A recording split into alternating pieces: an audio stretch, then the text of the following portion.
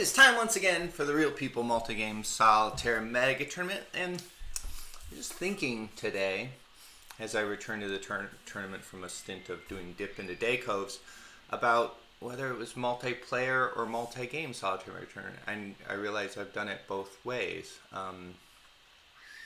So I think we'll say it's time once again for the Real People Multiplayer Solitaire Mega Tournament, because Mega means that there's multiple games, right? That's what makes it Mega, I think. And that's very long. It's been years of my life that I've been doing this. And I'm excited for today, in this year of my life, to be playing PAX Renaissance. I've not played this game before. I've kind of tinkered with it just to kind of see that I can play it, I think. I think I can play it. I don't know. But I've not interacted with the end conditions at all. So it's not going to be optimal. But I think it'll be okay. So, I guess before we do a character draw, I'll just talk a little bit about the game. Okay, here's our map. There are pieces on the map. The pieces' colors have to do with their religion. The pieces' type. The white and black, and if there are red pieces, those have to do with religion. Pieces' type has to do with their shape, and they're kind of similar. These things just mean that those things are inactive, so they're like closed doors, these little discs here. And then the cubes are our player markers. In this case, they're concessions, because the players are bankers, and they're going to be investing in these empires and getting people to do things with money, essentially kind of buying people off and getting them to work for them, I think is kind of what's going on. And so these concessions are important because there will be trade routes that are run, and if you have a cube along a trade route, then that's gonna give you money, and that's a main way to get money back, because you need money to put it on the cards. If you watch PAX Premiere with me, the cards are kind of done similarly. You have to put coins to get the further on cards. So like, there's kind of this natural kind of auction-y, but I like it better than auctions, wherein the players themselves kind of like determine the value of a card by how much they're willing to pay if it's deep in the thing.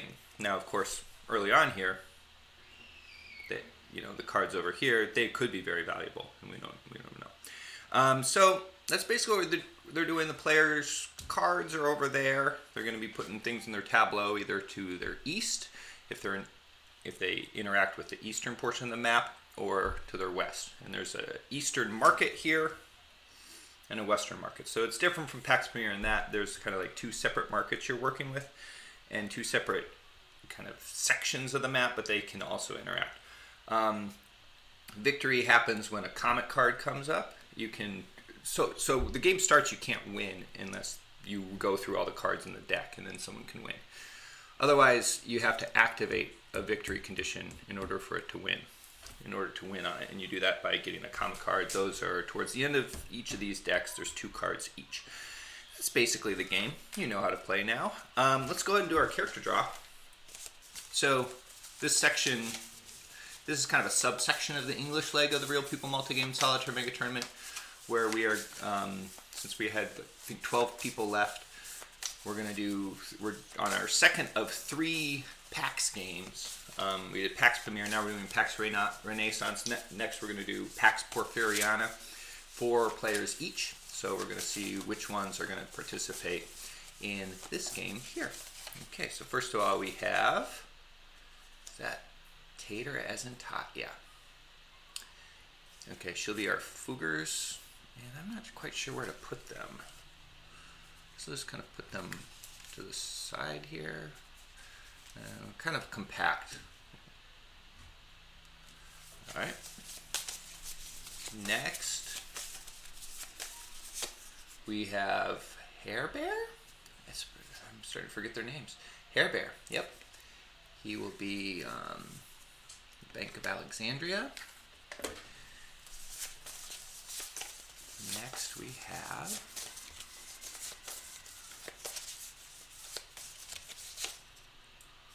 we have Stubby. And finally, I think that's Stubby. Yeah.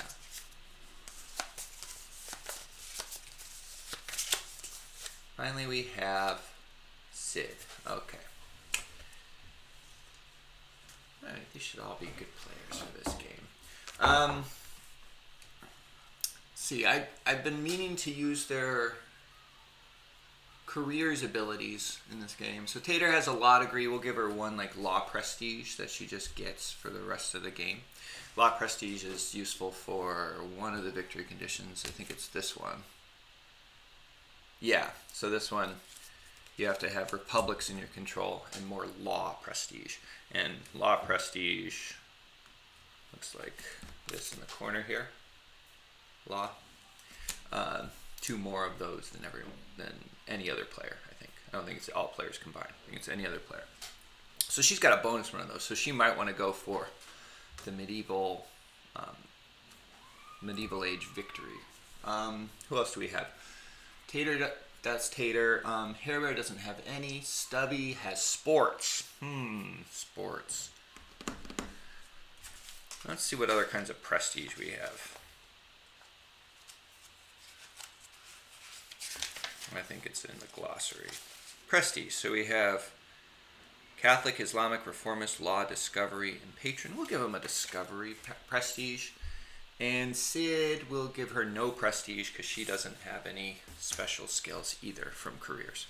Okay, so we'll have to remember that. You can help me if you want. Tater gets a Law prestige.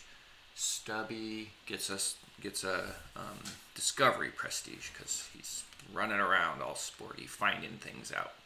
All right, so Tater's going to also go first. So first thing she's probably going to want to do is buy something from the market because otherwise she can't really do anything right now.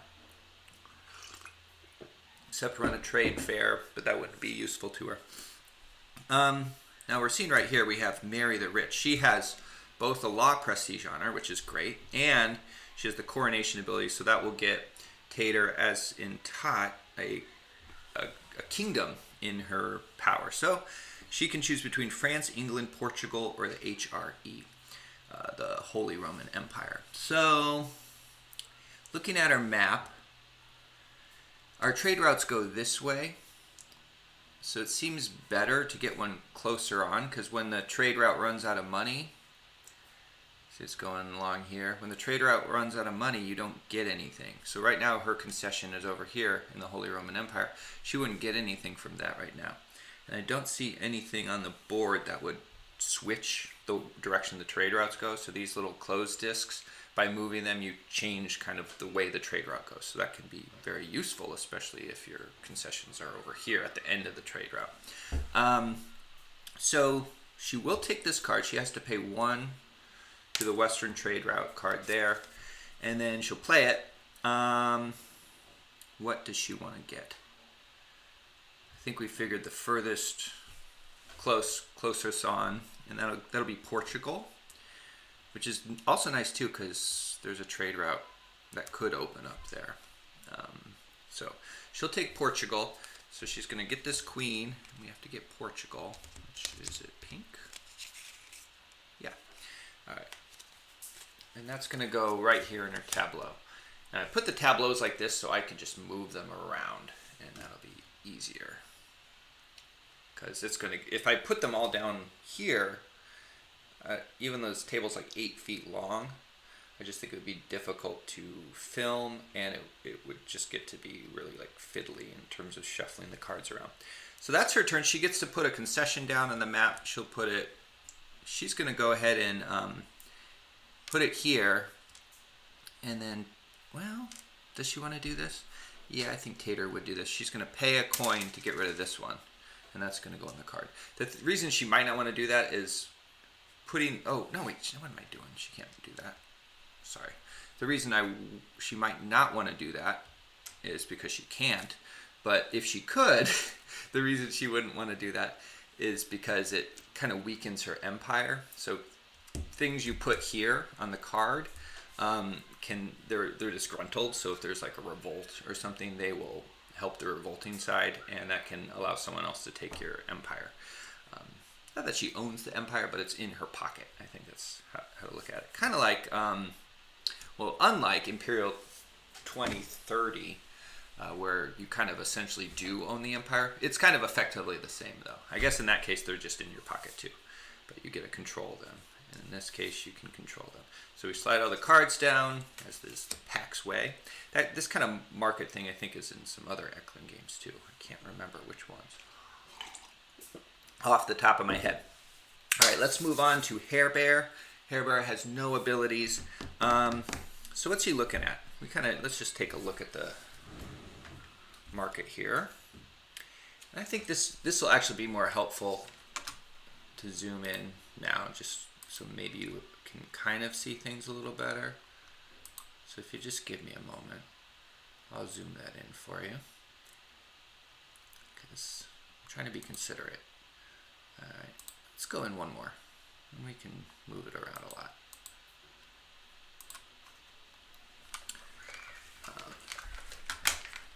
Okay, so he's got 4 coins. They're florins in this game. Now he's looking at some peasant revolts here. These would be nice to get an empire in his pocket right quick if they're in the right places. So he's blue. He doesn't have anything nearby here. That doesn't help. Byzantium doesn't help. He's looking for one that's like, well, Mamluk would be what he would have a chance of getting, because that's where his concession is. So if there's a peasant revolt there, his concession and whatever, assuming there's also something on the card, would fight this thing, and then there'd be more. Right now it's 1-1, so it wouldn't be good enough. And the Ottoman card, which he's also adjacent to, there's 3 units there, so that would be very difficult to beat. Yeah. So let's look back. He's maybe not going to be thinking about getting an empire then, because it's not possible. So he could be thinking about getting some money.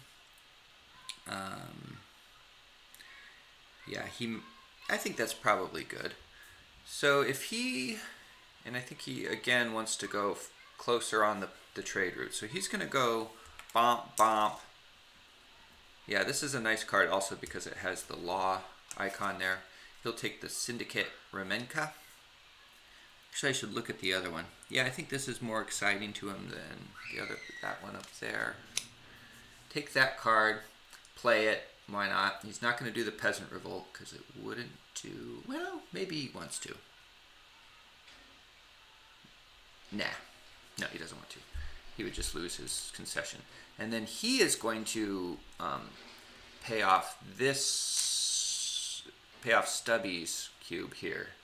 And that doesn't actually go on the Empire card because the Aragon card isn't in play. So it's just going to go back to Stubby's bank of cubes. We slide it down. And we get some more cards. Okay.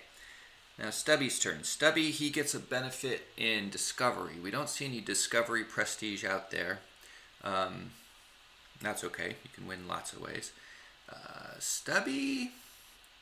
Let's see, he has no concessions on the board, which is unfortunate.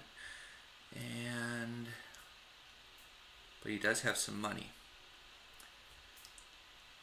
So he might want to get, I mean, if he did this, he could get a concession. But I think getting, because it has a cube on it. And if he could get something down in Hungary, then he could take it with a peasant revolt, but he needs one more cube there, or one more item. Oh, now this might be a good double team. I just got to look at what counts as a. Oh no, that's a rook. Never mind. If it was a pirate, it could be potentially be useful. Now here we have a pirate in the Ottoman. So he could take this and team it up with this card to get Hungary, right? If the pirates work in a peasant revolt. I don't know. That's not something I memorized. It's something I will just look. Okay. Agent's place due to the one shot. So that would be the knight. And any serfs on the empire. Any of your concessions or pirates of any color. Yep. Okay, that's what I suspected. So he won't be playing any cards this turn, but he will be taking 2 cards. Planning ahead here. with these 2 cards here. And that's the hand limit, so he's not going to be able to take any more cards. You just hang on to those for now, Stubby. Just be patient. You'll get another turn after everyone else does. All right. Okay. Now we are on to Sid. Now, this is a nice card for Sid because, yes, this is a very nice card for Sid because it will give her England. It'll give her a coin back, and that's just excellent all around. So I think she's going to go ahead and do that because it's excellent all around. So she'll pay a coin here, take these 2. England's not the best thing to have right now, but it's nice to have an empire, and it has that commerce ability. So she's going to go ahead and just play that. She would normally put a cube down next to England, but it's like involved in this revolt, so the cube's just going to die. But then she gets to put a cube down anyway, because when you get a country or you get an empire in your tableau, you get to put a concession down. There's England, which is nice. So she also has 2 ops that she can do. Another action you can do in this game is do all the ops in either your west or your east side. So she gets to put another concession down, and she is the master of England. Unfortunately, England has really no defenses right now. So someone has Portugal, right? Yeah. So Tater could probably just take England if she wanted to. I don't think the concessions act as a defense. But we're learning.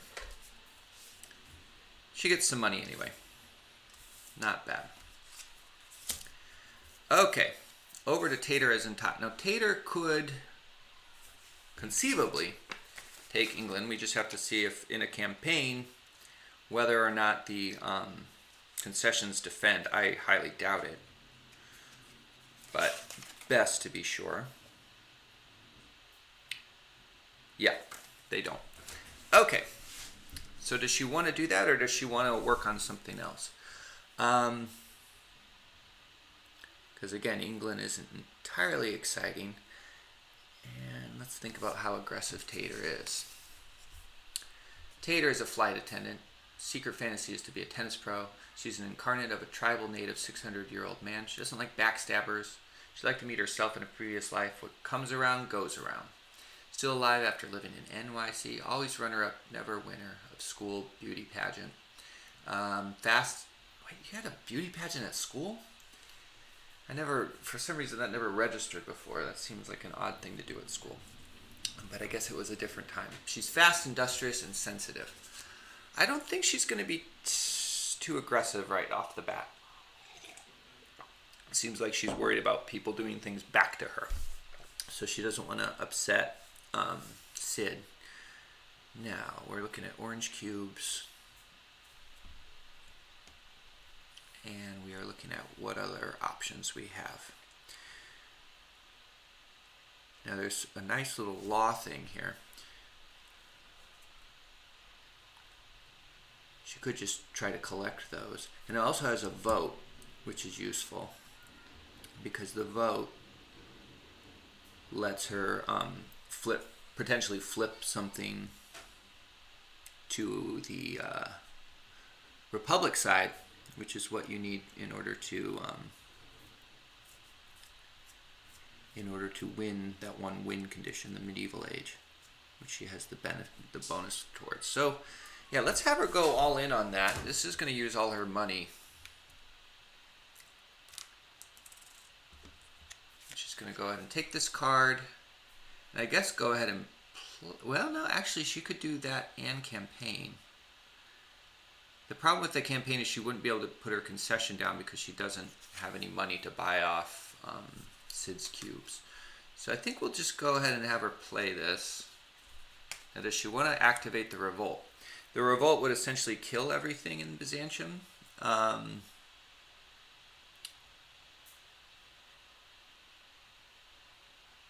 I don't know if that's particularly useful to her. Maybe it is. Maybe it is. Yeah, we'll go ahead and do it. Kill everything in Byzantium. And that's it. That's her turn. Okay. We'll refresh our market. Go on to Hair Bear.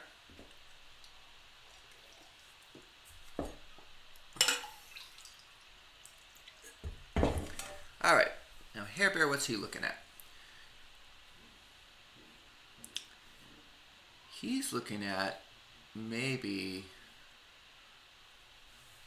Eastern trade fairs are beneficial to him for getting money.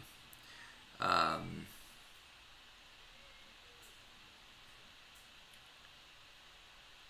is there any way you can pull in an empire or get some concessions down? Like if he had a concession here, he would be set. He could just trade route up the wazoo.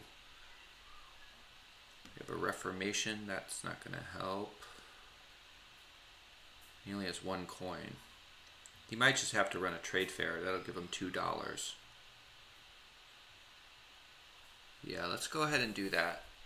He's going to run a trade fair and then see what he can do with the money. So the reason he's getting $2, he's getting 1 for starting the fair and another one because this is the eastern route, so it just goes right into here. He gets $1 from that. Okay, now that's going to put some things on the map. He's going to go ahead and put down, I think he's a player who would actually matter to him what kind of religion gets put down. So we'll put down the Protestant and the Catholic stuff, except here there's no choice. And here there's also no choice, but okay. And those get put there because the thing goes through. I don't think that takes any money off of the trade route. Oh, we're supposed to add to, right?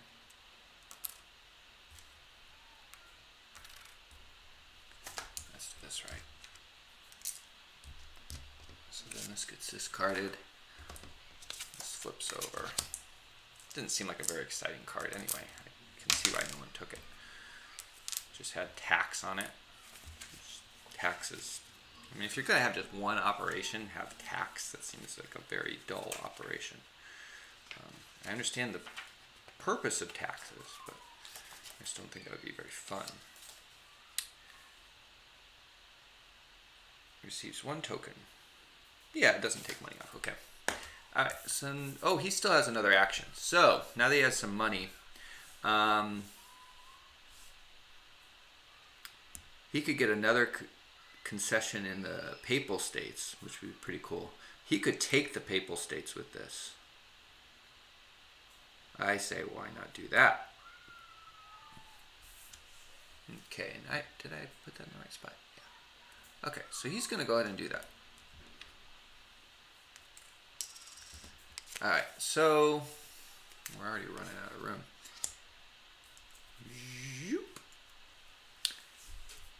So that's going to allow him to put a cube in the Papal States. His cubes are going to fight this knight, kill it. It's the same thing that happened with England. Then he gets to put it back because he's going to take the Papal States. Papal States, Papal States, Papal States. It's almost like he planned his turn because he put down all this white stuff too. All right, here's his Papal States. I'm going to put it this way, even though it's supposed to be that way. What I said was, I'm going to put it this way, even though it's supposed to be that way, to save space. Okay. You really only need it the other way if you have a queen, I think. So that's a great 2 actions. Oh, no, he can only just take that card. He can't play it yet. Caught mistake. Okay. So this is still back here. But he has this card, which will get him the Papal States, assuming nothing else changes. I almost gave him 3 actions. That would have been cheating to a high degree. All right. Let's go on to Stubby, who's looking out at our market. And that Western trade route has got a ton of money in it. And Stubby has no concessions.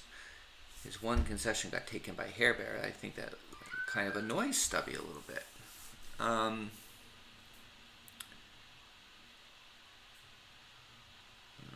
Okay. Look at the Reformation thing. That's not very great. Holy Roman Empire card. Also not that great. The Boomshko Revolt.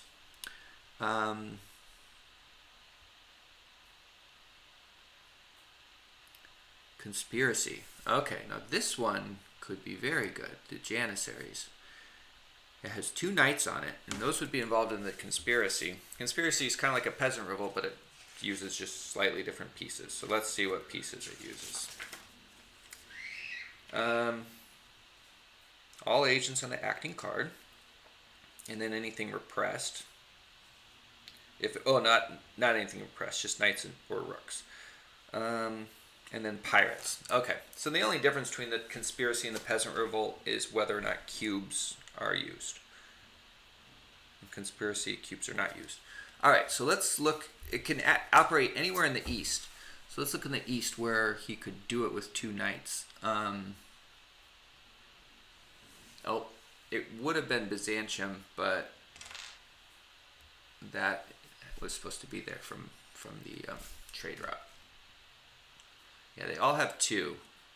There's 2 knights there. It's still a nice card. It wouldn't be a bad one just to keep. But he also needs some money. He has no way of getting money right now.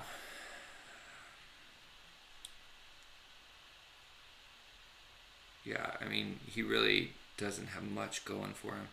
He can't even get a commerce card. Commerce is an op that gets you money. But he has 2 cards in his hand, right? Right, jeez. Okay, yeah. And this was going to be, what was he going to do with this? He's going to use this to take Hungary, I think. Okay, so first, to make this work, we got to put down the Knights Hospitaller. And that's going to allow him to place this pirate, and he'll put it right here. And then, because that trade route ran, that's going to mess it up. He's not going to be able to take it with this. But still, he needs to do the commerce. Corsair lets him move that. Maybe he's not going to play he's not going to play the Hospital Knights. Let's just call them Hospital Knights. He's just going to play this one. And that's to the east.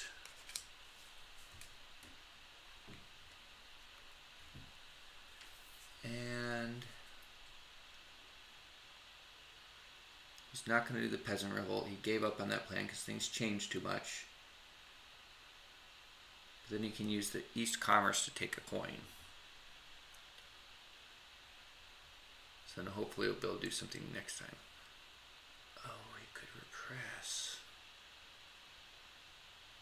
No. Okay. We'll just take a coin. Not very exciting turn. Sorry about that, Stubby. Alright, looking back at our Schminker, it is time for Sid to do something. She is now in charge of the House of York in England. Some great concessions there. The Western trade route has some coinage. See, she would get 3 of it if she took it. She's also already sitting on a bunch of coins. So let's look at what's out in the tableau here. We have the Janissaries, which we've talked about. Still like a nice looking card. We also have... Oh, we've got a queen out there. That wouldn't be bad to take. Yeah, I think she'll take that queen.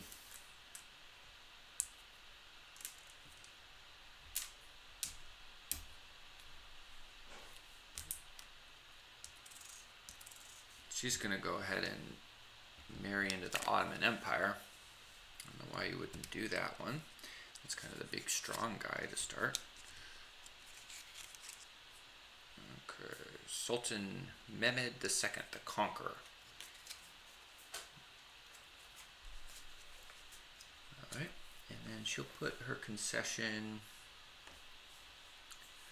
I think she wants it right. Well... Yeah, she wants it right here. She wants to buff up her Western trade route. Okay. Back around to tater as in tot. I think we'll just do one more round of turns and then be done. Because we're getting close to 30 minutes, I think, or if we haven't already passed it. We don't want to be too long. It's 30 minutes is long enough, or around there.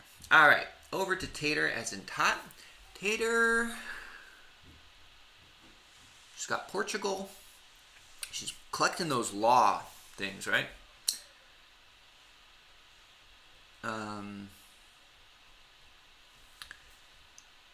See, do we see any law out? We have Gutenberg. Oh, she has no money.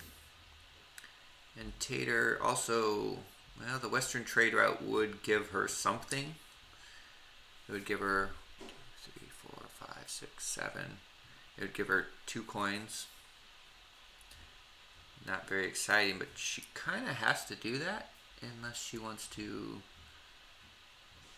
siege and vote in Byzantium. That's also not exciting. So she's got to go through the Western trade route.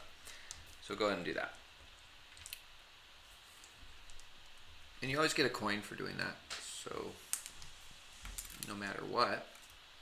All right, let's give 1 to Sid, 1 to Hair Bear. This is very nice of her. 1 to Tater, and then 2 more to Sid. Whew. All right, that's gonna go away. And I won't forget to put the pieces down.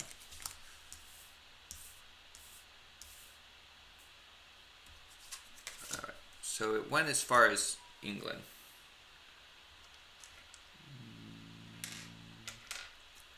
Also helped the Ottomans. She really helped Sid out a lot there. Helping out the Papal States.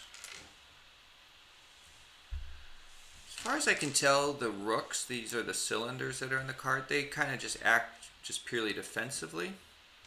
Whereas the knights, they can attack or be used defensively. So I think just the knights are inherently better as far as I can tell. But there might be some other something. Okay, over to Hair Bear. Wait, no, she did the trade route. She has another action. Tater isn't touched. She has 2 coins. She could just take the Janissaries card. Wouldn't be bad to have that in her pocket and just be ready to use it. We also have this Peasant Revolt, which she could make use of, actually, to take the Holy Roman Empire. I think she'll probably do that. It also gives her a commerce card and another concession, so we'll do that. Right.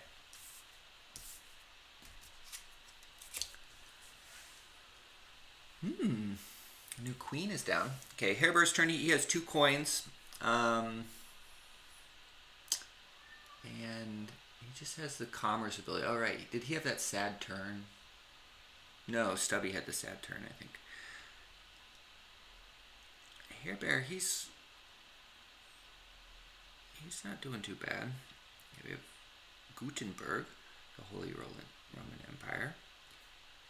Okay, Crusade. Now that's a religious war where all the white pieces fight everyone else. And that could turn Aragon into a theocracy, I believe. But that's not that exciting. Oh, he also has a card. What's his card? No, he's got this card. So, this is one he could use to take the Papal States. That's what he was going to do last time. He's going to have to pay a coin to do it, but I think he will. Let's see if there's anything. I think he's just going to play it. Okay. I'm going to play that there. He's going to pay a coin to get rid of this one.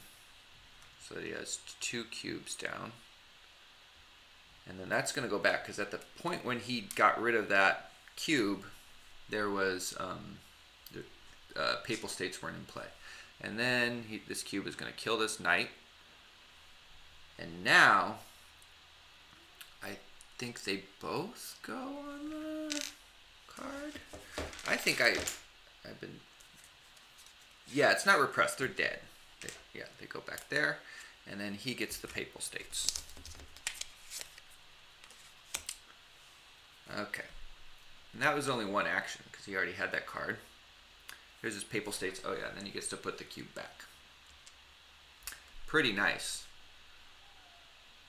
So both trade routes are decent for Hair Bear right now. Okay, let's see. He's going to have to think ahead. So now he could just do... So doing a trade route wouldn't be bad to help protect the Papal States. They're very weak. They can only hold one knight.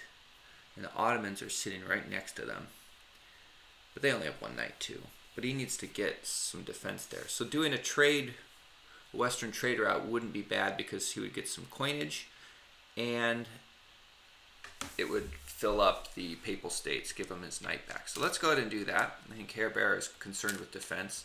He gets a coin. He gets 2 more coins. And then Tater as in Tot gets a coin, who so generously did that other trade fair.